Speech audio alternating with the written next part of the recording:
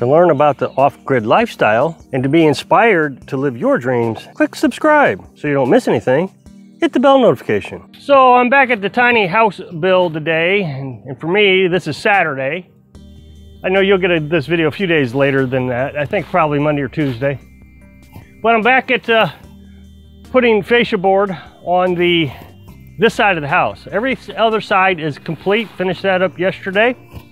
So a fascia board is for your overhangs. So here you'll see that I've got a board running the length, and then on the other side, fascia board. I've been trying to multitask this morning, so the video editing may not look that great. I was on the phone with my family. I tried to take Saturday mornings and talk to family, but I did that a couple times now, and there's a lot of people in the audience that really do not like the idea of me taking a day off.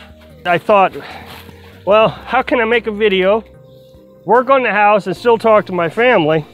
So I multitask, so the editing may not be perfect, but at least we'll have a video. So I'm hoping to be able to get the fascia board on this side finished, and at least get maybe a piece of OSB or two up there on the roof, just to show some sort of progress. I noticed this morning talking to family and trying to record a video, how difficult it is trying to record a video while working. Dad is building a house down in Florida, and he calls every now and then, and he'll be out there working on the house, and you hear the saw running every few minutes, and I'm thinking, how does he do that? And then it occurred to me, well, he doesn't have to jump down off the ladder, start the camera, angle the camera, make sure the sunlight is in the right direction, because look at this. If I turn this way, you can't see me. So, you know, now I got to redo that, and I got to turn around, and I got to say whatever I said over again. So it does really increase the complexity of actually building a house. Okay, so like I've done in all other aspects, I've put a board up on my rafter here, you can see, to hold this board, the one end, while I screw in the other end down there. But I learned something yesterday. This is at such an angle that the board kept sliding down. I never dropped it, but it got close to dropping it several times. So I put a little hook there on top of it, right there. And that way, if the board starts to slide, it won't fall off. That's one less thing I have to deal with while I'm up there, trying to hold the board, screw the board in, hold the screw. So that is going to be a big help. Now, the other thing that I did, and I made a decision on the fly, is when I put this fascia board on, it looks like this board here slid down a bit and came down. You can see a gap up there. I didn't notice it before. So I made that mistake. So my decision was, do I redo that board, or do I just accept that that's just off a little bit?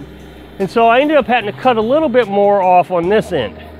Made life a lot easier, and it'll speed up the process. If I have to reorganize that board or reposition that board, you know, there's another hour wasted. And time is becoming such a critical factor on getting this roof on. Once the tarp is off, I really got to focus on getting the roof on. That way, if it rains, I'm not in trouble. I got a window of opportunity here. I got about a week where I can put the roof on, and there's no rain in the forecast. I'm gonna have to take some shortcuts every now and then, even though I've tried to make every cut perfect. And when I don't have it perfect, every step through this, I have said, okay, I'm going to take the time to redo it. I have not taken any shortcuts on my mistakes until now, but I'm just out of time, so.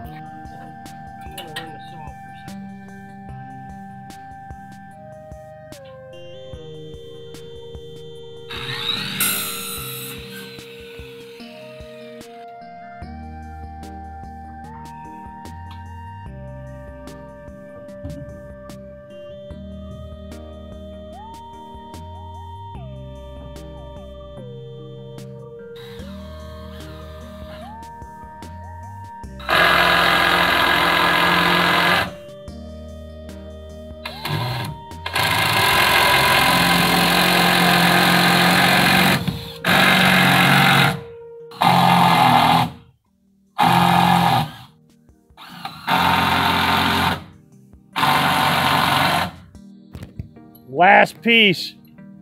Then I'm putting the OSB on.